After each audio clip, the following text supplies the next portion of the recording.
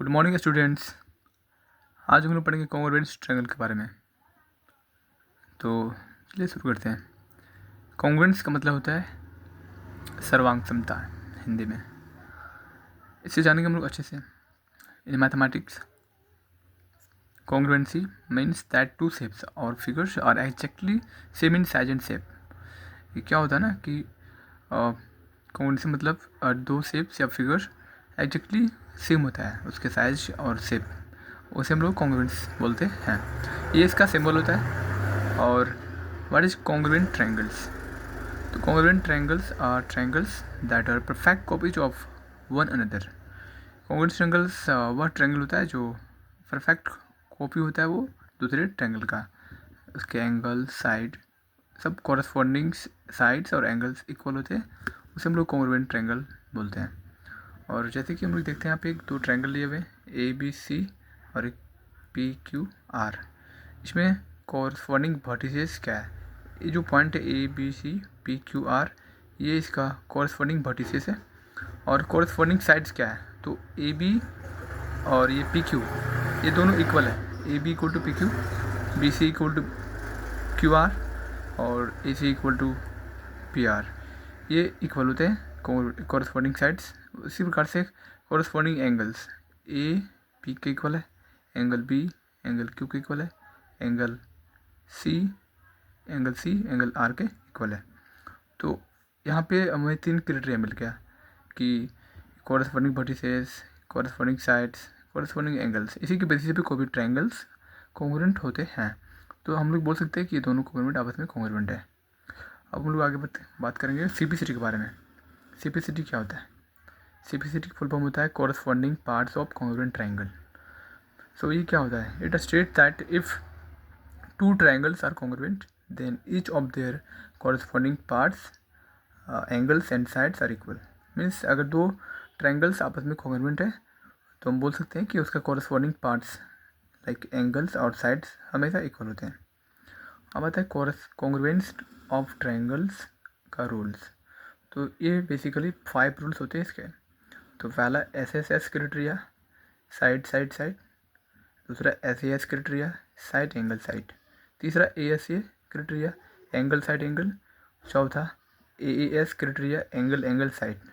और पाँचवा होता है RHS criteria, right angle hypotenuse side. तो हम लोग एक एक करके बात करते हैं।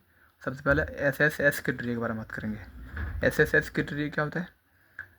To triangles are congruent if three sides of a triangle are equal to the corresponding sides of the other triangles।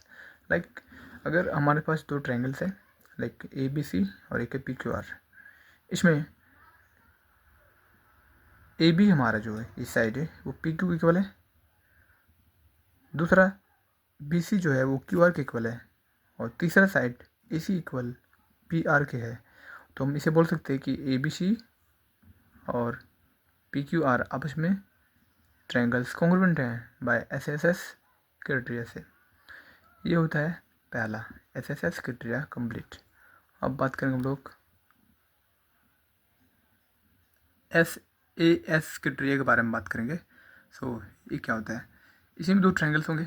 To triangles are congruent if two sides and including angle of one triangle are equal to the corresponding sides and the included angle of the other triangle.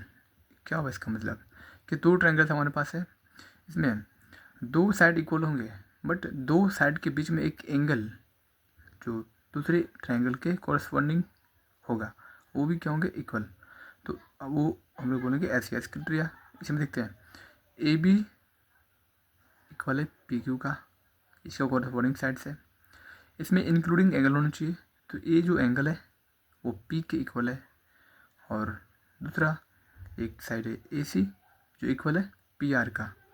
तो ये triangle दोनों आपस में होगी congruent by S criteria से। Third वाला बात करेंगे हम लोग A criteria. Two triangles are congruent if two angles and the side included between them of one triangle are equal to the corresponding angles and the including side of the other triangle. इसमें हम लोग देखेंगे कि दो triangle हमारे पास A B C and P Q R. पहले इसमें एक एंगल इक्वल होना चाहिए, कॉरस्पॉन्डिंग दूसरे ट्रायंगल से। तो यहाँ पे हमारा बी एंगल क्यू के इक्वल है, दूसरा एक साइड होना चाहिए कॉरस्पॉन्डिंग बी सी जो क्यू आर का इक्वल है, और तीसरा एक और एंगल होना चाहिए जो हमें दिख रही है एंगल सी इक्वल है एंगल आर का। तो यहाँ पे 3 क्राइटेरिया मिल गया और हम इसे बोलेंगे ए बी सी कॉन्ग्रुएंट है ट्रायंगल पी क्यू आर के by A S A criteria से। अब फोर्थ नंबर है, फोर्थ नंबर में देखेंगे A S criteria. A S criteria क्या होता है?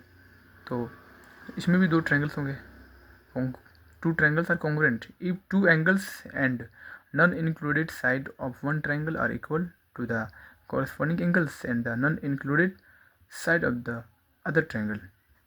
इसमें नन इंक्लूडेड जो आया ये क्या होता है?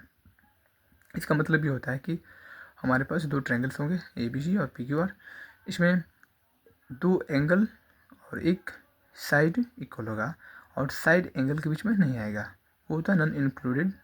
तो हम लोग देखते हैं यहाँ पे पी बी सी और पी क्यू आर में, जैसे कि यहाँ पे दिया हुआ है एंगल ए इक्वल है पी का और ए बी जो साइड है वो हमारे पी क्यू का इक्वल है, और एक एंगल और, पहले हम लोग एंगल की बात कर रहे हैं, एंगल ए पी का फिर एंगल सी आर का, ये इसमें इंक्लूडेड नहीं है, ये इसलिए हम लोग बोलेंगे इसको नॉन इंक्लूडेड पार्ट्स, ठीक है साइड। इसलिए ये एंगल ए एंगल पी के इक्वल होगा, एंगल सी एंगल आर के इक्वल होगा, और इससे अलग जो है हमारा वो पी क्यू इक्वल होगा ए बी का, means A B equal to P Q. तो इस प्रकार से जब भी ट्रायंगल्स होते हैं तो हम इससे बोल सकते हैं कि A B C congruent P Q R का बाय ए एस से। अब एक बचता लास्ट जिसका नाम है आर एच एस क्राइटेरिया। तो ये आर एच एस क्राइटेरिया क्या होता है? इसमें हमारे पास 2 ट्रायंगल रहेंगे, right angle triangle, 2 triangles are congruent if the hypotenuse and side of one right angle triangle are equal to the hypotenuse and corresponding side of another right angle triangle। इसमें ये होता है कि 2 ट्रायंगल्स होगा right angle triangle हमारे पास, इसमें hypotenuse, ये जो हाइपोटेनस है दूसरे वाले के इक्वल होगा, और एक राइट एंगल ट्रायंगल का जो साइड होगा, ये राइट एंगल ट्रायंगल इसका जो साइड होगा वो दूसरे ट्रायंगल्स के इक्वल होगा। तो हम लोग बोल सकते हैं कि यहाँ पे ए सी जो है वो पी आर के इक्वल है और बी सी जो है वो आर क्यू के इक्वल है, क्यू आर के इक्वल है। सो ये हमारे पास ए बी सी और पी क्यू आर कॉन्ग्रुएंट हो जाएगा by R H S. So thank you.